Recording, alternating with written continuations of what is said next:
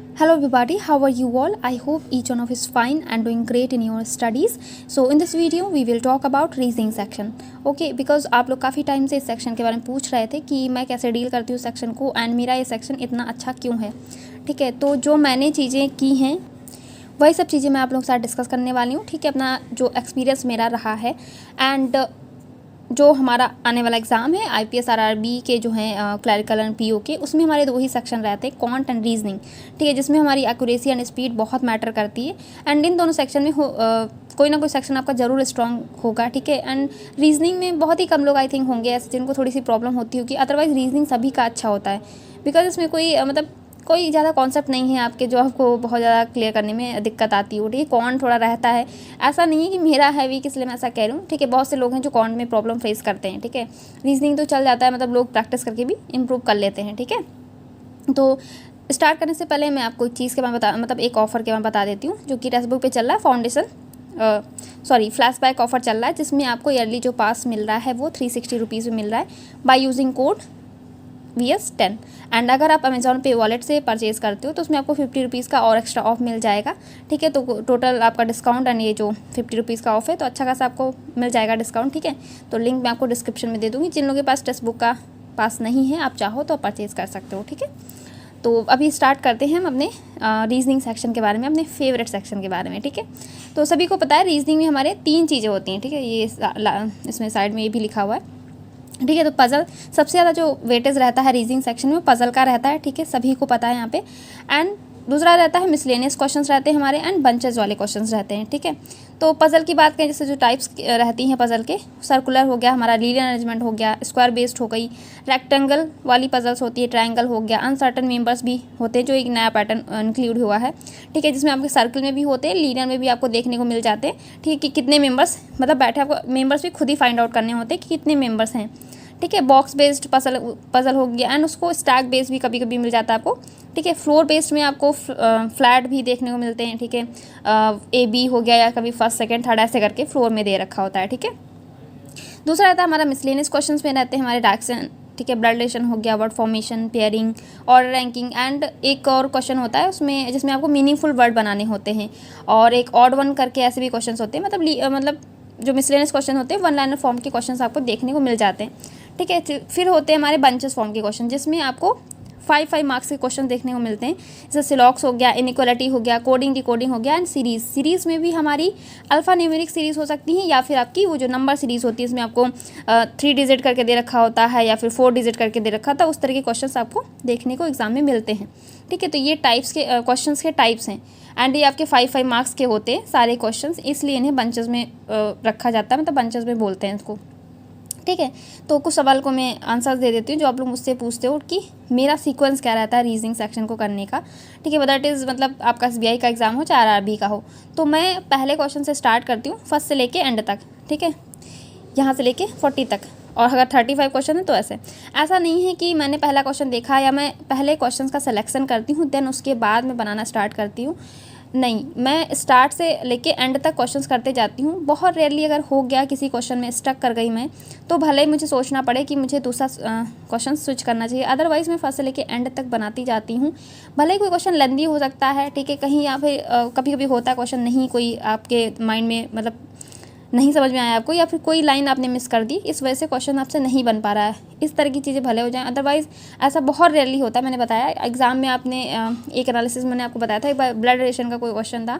ठीक है, थोड़ा सा सही से ना पढ़ने की वजह से वो रह गया था। ठीक है, बाकी बहुत एंड पजल्स वगैरह में ऐसी कोई दिक्कत नहीं आती। तो मेरा यही सीक्वेंस रहता है रीजनिंग को करने का। ठीक है, ऐसा नहीं कि मैं पहले कोई क्वेश्चन सेलेक्ट करती हूँ देन उसके बाद बनाती हूँ। ठीक है, एंड दूसरी चीज़ कि मैं रीजनिंग सेक्शन की प्रैक्टिस कहाँ से कर रही हूँ, तो प्रैक्टिस मेरा मॉक टेस्ट ही रहता है। मॉक टेस्ट हो गया, मिनी मॉक्स हो गया एंड क्विज़ेस हो गया। ठीक है, मैं कोई स्पेशल क्लास इसके लिए नहीं फॉलो कर रही हूँ अभी। ठीक है, तो मेरा क्योंकि मुझे जो कंप्लीट करना था ऑब्वियसली इसमें जो कॉन्सेप्ट है जो टॉपिक्स है सब मेरे क्लियर ही हैं, तो मुझे सिर्फ प्रैक्टिस की नीड रहती है। तो वो मेरे जो मॉक रहते हैं, ठीक है, डेली जो प्रीलिम्स हो गया, मेंस हो गया, जो भी मैं कर रही हूँ बस उसी से मेरी प्रैक्टिस रहती है। कोई फर्दर प्रैक्टिस मैं किसी स्पेसिफिक उससे नहीं कर रही हूँ। ठीक है, तो ये हो गया आपके कुछ क्वेश्चंस। ठीक है, अभी बात करते हैं कि आप कैसे अपने इस सेक्शन को स्ट्रॉन्ग कर सकते हो। तो इसमें जो सबसे ज़्यादा वेटेज होता है हमारा रीजनिंग सेक्शन में होता है पज़ल का। ठीक है, तो आपको पज़ल ठीक है। पज़ल को इतनी प्रैक्टिस करनी है कि आपको इसमें कभी भी कोई डाउट ना आए पज़ल में, कि जैसे आप बना रहे हो, ठीक, कभी कभी होता है मॉक टेस्ट में कि कोई कंडीशन हमने सही से नहीं पढ़ी या कोई पॉसिबिलिटी हमने ली तो हमसे वो पज़ल रॉन्ग हो जाती है। मतलब अगर आपने बनाया है 5 क्वेश्चन हैं उसमें, तो 1-2 क्वेश्चन रॉन्ग हो जाते हैं, बाकी 2-3 क्वेश्चन सही, ऐसे करके, मतलब क्योंकि हमने उस पज़ल को सही से पढ़ा नहीं है या फिर डेटा उसका नहीं सही फैच कर पाए, इस वजह से वो पज़ल रॉन्ग हो जाती है। ठीक है, तो ये चीज़ हो जाती है एंड ये मैंने फेस किया, इसलिए मैं आपको बता रही हूँ। बहुत से लोगों के साथ ऐसा होता होगा, ठीक है। अब जरा से भी कंडीशन वगैरह इधर उधर होती होगी तो आपकी पज़ल रॉन्ग हो जाती होगी, ठीक है। तो इस तरह की गलती ना हो, इसलिए आपको इसकी बहुत सारी प्रैक्टिस करने की ज़रूरत है, पज़ल्स की, ठीक है। एंड मैं अपनी बात करूँ, जो मेरे टाइम पे मैं करती थी रीजनिंग की प्रैक्टिस, तो जैसे कि अभी आप लोग लिमिट में प्रैक्टिस करते हो कि आपको डेली 5 to 10 पज़ल्स करनी है, या फिर जो इसके क्वेश्चंस की बात करें, ये हमारे बंचेस वाले क्वेश्चन है कि आपको 10 सिलॉक्स करने हैं, 10 इनइक्वालिटी करनी है डेली, मतलब एक लिमिट करके, मतलब आप काउंट करके करते हो कि इतने क्वेश्चंस आपको करने हैं। बट मैं जब प्रैक्टिस करती थी तो मेरे क्वेश्चंस अनकाउंटेबल होते थे, कोई लिमिट नहीं होती थी पज़ल की। इवन मुझे ठीक तरीके से याद भी नहीं है, 60+ या 70+ ऐसे ही क्वेश्चन है डेली। मैं पज़ल्स की बात करूँ, इतनी पज़ल मैं डेली प्रैक्टिस करती थी, ठीक है। इतना रहता था, 10-20 तो कभी लिस्ट में रही ही नहीं, ठीक है। पज़ल्स हो, चाहे ये मिसलेनियस के टॉपिक्स हों, चाहे बंचेस वाले सिलॉक्स हो गया, इनइक्वालिटी हो गया, तो इतने सारे क्वेश्चंस करती थी डेली, 100 मतलब सब क्रॉस हो जाते थे, इतनी प्रैक्टिस मैं करती थी। एंड ये जब की बात है, जब मेरे प्रीलिम्स भी नहीं क्वालिफाई होते थे, मैं तब की बात बता रही हूँ आपको, यानी कि 2-3 साल पहले की बात है। तब मैं इतनी ज़्यादा प्रैक्टिस करती थी, रीजनिंग सेक्शन हो चाहे सारे सेक्शन की मैं बात कर रही हूँ, ठीक है। तो इतनी प्रैक्टिस मेरी रहती थी, ठीक है, चाहे वो, इसीलिए मेरी रीजनिंग इतनी अच्छी है। ये पज़ल्स वगैरह हो गया एंड मिसलेनियस टॉपिक हैं इन सब की। एंड एक टारगेट बैच भी था अंकुश सर का, जो लोग होंगे पुराने यहाँ पे उन्हें पता होगा, ठीक है। जो पहले उनका टारगेट बैच चलता था, उसमें कितने एम्पल अमाउंट ऑफ क्वेश्चंस रहते थे, कोई काउंटिंग नहीं होती थी कि कितने क्वेश्चंस आपको मतलब भेजने, 2 या 3,000, मतलब इस तरह के टाइप्स के क्वेश्चंस होते हैं। इतने सारे अमाउंट में क्वेश्चंस आते थे, आप दिन भर बैठ के बनाते रहते, कोई मतलब फिक्स नहीं रहता था। तो इस वजह से प्रैक्टिस बहुत ज़्यादा हो जाती थी, ठीक है। तो अभी भी कोई ऐसा नहीं कि कंटेंट की कमी है, ठीक है। आपके पास ढेर सारे मॉक्स हैं, सेक्शनल टेस्ट हैं, क्विज़ेस हैं, आप कर सकते हो, बस आपको करने की ज़रूरत है, ठीक है। तो डेली आप अपना उतना ना सही जितना मैं बता रही हूँ, ठीक है, तब का टाइम और था, उतना ना सही, लेकिन आप डेली कोशिश करो कि 10 से 12 पज़ल्स आप डेली बनाओ, क्योंकि RRB के लिए आपको पता है बहुत स्पीड की ज़रूरत होगी आपको, ठीक है। तो डेली आप इतनी सारी पज़ल्स बनाइए। एंड डिस्टेंस, ये जो क्वेश्चन हमारे मिसलेनियस के, ठीक है, इसमें अगर आपके टॉपिक्स अगर आपकी क्लियर हैं तो कोई ज़्यादा नहीं है, लेकिन आप 5-5, 6-6 क्वेश्चन इसके बना सकते हैं। बाकी ये हमारे जो बंचेस फॉर्म वाले क्वेश्चन हैं, अगर आपको कहीं भी किसी भी टॉपिक में दिक्कत है, लाइक सिलॉगिज्म में कोई केस आपका लाइक इधर और हो गया, ठीक है, इस तरह की, या फिर कहाँ पे नाइदर नॉर यूज़ होता है, कहाँ पे बोथ वगैरह, अगर आपको लगता है कहीं से भी दिक्कत है, अगर आप फंस जाते हैं मॉक टेस्ट वगैरह में, तो एक बार उस चीज़ को क्लियर कर लीजिए, ठीक है, कहाँ पे कौन सा केस लगता है, कि आपसे क्वेश्चंस रॉन्ग ना होने पाए, ठीक है। एंड कोडिंग डिकोडिंग तो नॉर्मल रहती है, ठीक है, आपको पता ही चाइनीज़ कोडिंग होती है, तो वो इजी रहेगा। बाकी इन सब क्वेश्चंस के भी आप डेली प्रैक्टिस करिए अच्छे से, ठीक है। सिलॉक्स का तो आपको देखना ही कहाँ पे क्या प्रॉब्लम आ रही है, बाकी डेली आपको इन सारे क्वेश्चंस की प्रैक्टिस करनी है।